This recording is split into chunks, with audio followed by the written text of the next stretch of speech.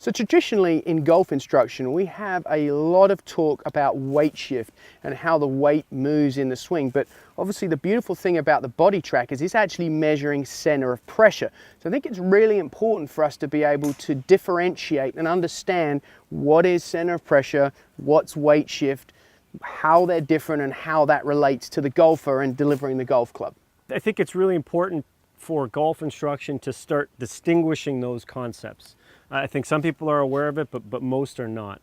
And historically, we never had access, golfers never had access to devices like the BodiTrak to enable us to see center of pressure. So the only thing that was, had to be talked about was weight shift. And we talk about feeling our weight shift into our trail side, when really they're probably talking about feeling the pressure.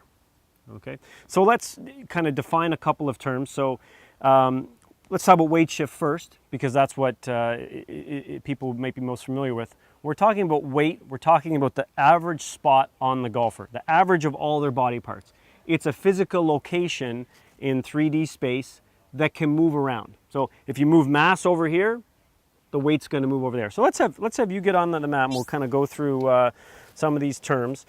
So it can sometimes get confusing because at certain times in the swing, Mark's weight and center of pressure can be reflected in the same position on the ground. Okay, so if Mark is perfectly still, then we can, if we knew where his weight was, the average of all him, and we dropped a plumb line straight down to the ground, it would actually be going right through his center of pressure. Center of pressure is the average spot that Mark's applying vertical force to the ground. And so when he's not moving, that average spot of vertical force is going to line up with that plumb line that's going right down from his center of mass, where his weight is located. Okay, but if Mark was to move his shoulder all the way, don't even make a golf swing, but shift your shoulder all the way over into my hand, okay, that we'd be able to see he shifted his weight.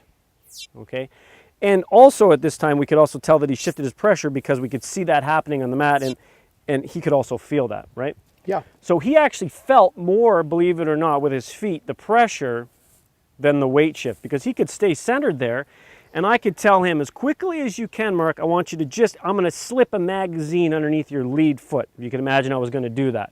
So his weight's not going to move, okay? His weight's going to stay there, but if I was to get down here and slip, I'm going to slip my hand underneath your entire foot. I'm not actually going to do it because I don't trust you that much, but let's see that whole foot come off the ground just for a split second and put it back down.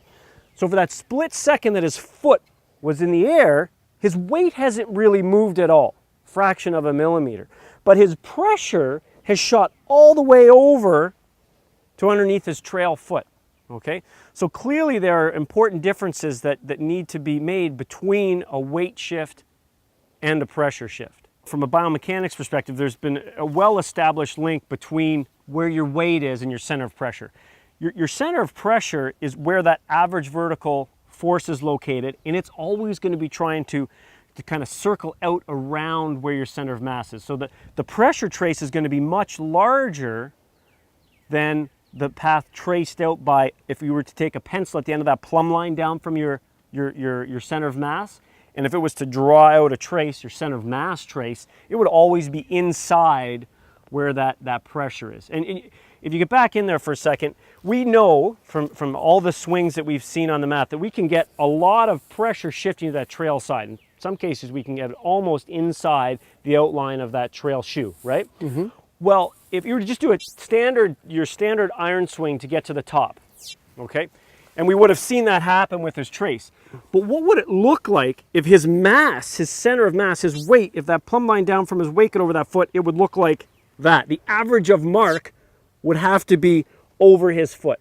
So we can see that we actually never really want to ever shift our weight around as much as we're shifting our center of pressure.